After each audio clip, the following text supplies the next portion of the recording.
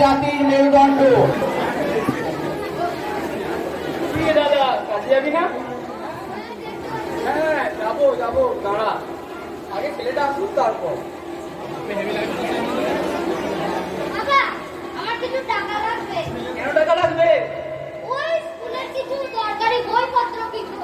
না না, ওই তো বই টাকা কিনতে হবে না, তুই বড় হয়ে আমার জমি জায়গা দেখাশোনা করবি। না না, আমার তো এখন পড়াশোনা করার বয়স। আমি পড়াশোনা করব, কিন্তু ওই মাঝে মধ্যে ওই সময় পেলে যাব। কিন্তু আমি পড়াশোনা বাদ দিয়ে তোমার সঙ্গে মাঠে ঘাটে কাজ করতে যেতে পারবো। ওরে দুষ্টু ছেলে, বড়দের মুখে মুখে তর্ক। ও কাকা, আমি আমার বাবার মুখে মুখে তর্ক করলাম। আমি শুধু তো আমার মনের কথাটাই বলেছি। তা তুই বড় হয়ে কি হতে চাস?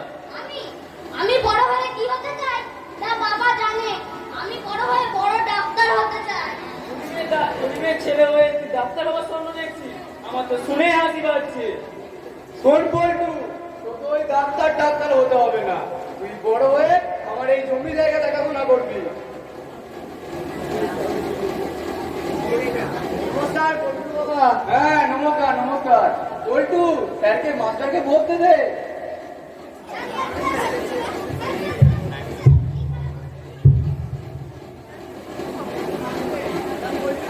কেমন আছে? কেমন আর থাকবো, আপনার ছাত্ররা আমাকে ভালো থাকতে দেবে না। সে কেন, আমার ছাত্র আবার কি কাজ করেছে শুনি? আপনার ছাত্র সে এখন মাঠে ঘাটে কাজ করতে যাবে না, সে এখন পড়াশোনা করবে আর অনেক বড় হবে। এই মস্তাকে পড়াশোনা করে কি হবে? রাস্তায় রাস্তায় ঘুরে মারা ছাড়া আর কিচ্ছু কাজে কাজ হবে না। না মশাই, আপনার ছেলে তো ঠিকই বলেছে। আপনার ছেলে তো একটা হীরের টুকরো। আপনি কি জানেন আপনার ছেলে এবারে মাধ্যমিকে র্যাঙ্ক করেছে? কি ও ব্যাংক খুলেছে? না মশাই, র্যাঙ্ক খুলতে যাবে কেন, ও তো মাধ্যমিকে র্যাঙ্ক করেছে, মানে প্রথম হয়েছে। হ্যাঁ মানে ওই এক পেয়েছে? আরে মশাই, আমি যেটা বলছি আপনি সেটা বুঝতে পারছেন না। দেখো স্যার, আমি আর পল্টুকে পড়াশোনা ভালো চাই না। ও 10 ক্লাস করেছে, অনেক করে ফেলেছে। ওর পেছনে আমি ফালতু পয়সা খরচা করতে পারবো না। যদি কাল থেকে আমার সাথে মাঠে কাজ করতে যায়, তাহলে বাড়িতে 2 টাকা ইনকাম হবে। মশাই, আপনি বড্ড ভুল করছেন। আচ্ছা, এই বিষয়ে আপনি পরে ভেবে দেখবেন। আজ আমি আসি। ঠিক আছে, আবার পরে দেখা হবে। আচ্ছা নমস্কার। পল্টু, আসি।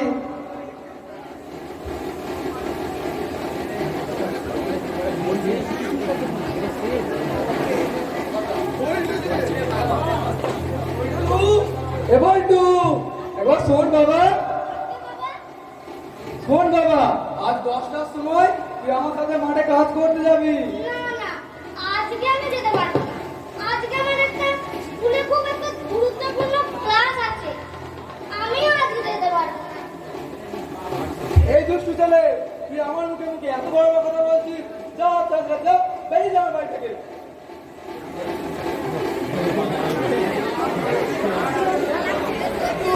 পল্টু একবার শোন।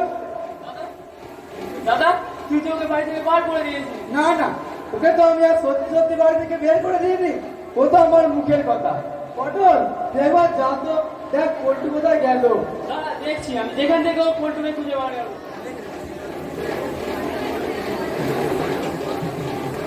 দাদা দাদা, হ্যাঁ পটল, তুই তো পল্টুকে বের করে দিয়েছিস।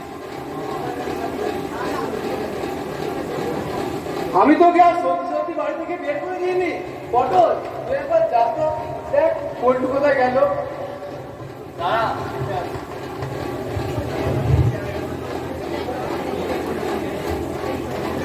দাদা দাদা দাদা,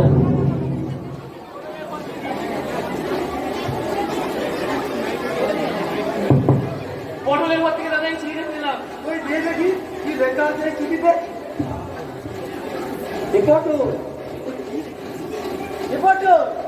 কি লেখা আছে বল দেখিনি? এ তো কিছুই বলতে পারছি না। তাহলে চল, পল্টুর মাস্টারের কাছে ঘুরে আসি।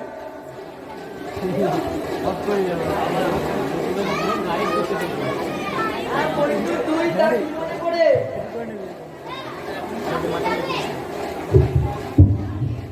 স্যার, আপনি জানেন আমার বাবা আমাকে বাড়ি থেকে বের করে দিয়েছে।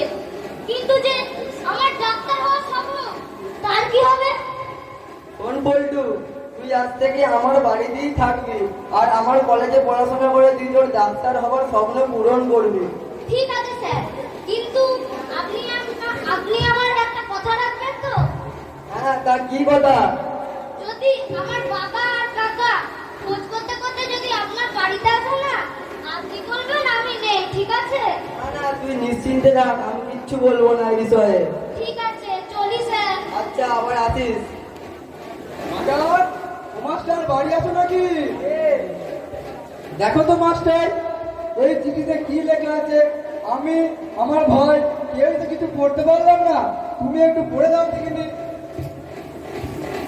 দেখেছেন তো বল্টুর বাবা, আপনার কতটা শিক্ষার অভাব যে একটা সামান্য চিঠি পড়তে আমার কাছে ছুটে আসতে হয়েছে। ওই চিঠিতে লেখা আছে, আবার আসিব ফিরে ধান সিঁড়িটির তীরে এই বাংলায়, হয়তো মানুষ নয়, হয়তো বা শঙ্খচিল শালিকের বেশে, হয়তো ভোরের কাক হয়ে এই কার্তিকের নবান্নের বেশে, কুয়াশার বুক ভেসে একদিন আসিব কাঁঠাল ছায়ায়। ঠিক আছে মাস্টার, তাহলে আমি এখন আসি, আমার আসবে। যেতে হবে। নমস্কার।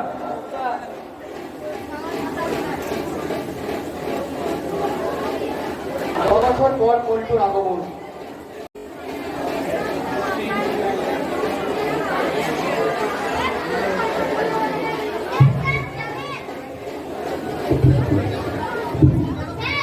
স্যার, জানেন একটা খুব খুশির খবর আছে। হ্যাঁ বল্টু, বল কি খুশির খবর? আমি পরীক্ষায় পাস করে বান্টুয়ার হাসপাতালে চাকরি পেয়েছি। আপনি জানেন? সত্যি বল্টু, সত্যি তোর জন্য আজ আমার বুকে গর্বে ফুলে উঠছে। আয় বল্টু আয়, বুকে আয় বল্টু, বুকে আয়। ধন্যবাদ স্যার, ধন্যবাদ। আপনার জন্যই আমি আজকে এত বড় ডাক্তার হয়েছি। সত্যি বল্টু, সত্যি। তা এই খুশির খবরটা কি তোর বাড়ির লোক জানে? না স্যার, তাহলে আজ চল তোর বাবার কাছে। ঠিক আছে, চলুন। ওরে পটল, 10 বছর হয়ে গেল, যেটার কোনো খোঁজ নেই। কোথায় গেল কেউ খোঁজ দিতে পারলো না।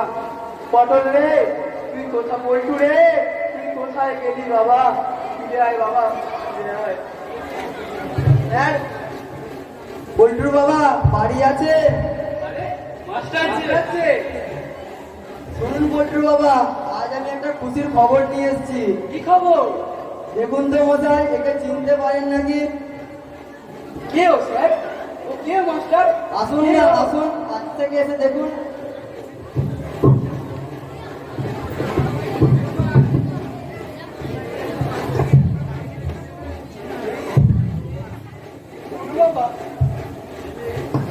জানো বাবা, তোমাকে না ঠিক আমার পল্টুর মতো দেখতে। বাবা, তুমি আমাকে চিনতে পারলে না? আমি তো তোমার সেই পল্টু। না না, তুই তো আমার সেই পল্টু নয়, এ তো হারিয়ে গেছে। আজ থেকে প্রায় 10 বছর হলো। তুই আমার কি করে পল্টু হবি? না না, হারিয়ে যায়নি। আমি স্যারের কাছে থেকে ডাক্তারি করে আমি বড় ডাক্তার হয়েছি, তুমি জানো? সত্যি? সত্যি তুই আমার পল্টু? হ্যাঁ বাবা, হ্যাঁ। আজ থেকে আমি অসহায় মানুষদের চিকিৎসা করব, আর কেউ বিনা চিকিৎসায় মরবে না। আয় বাবা আয়, তুই আমার বুকে আয়।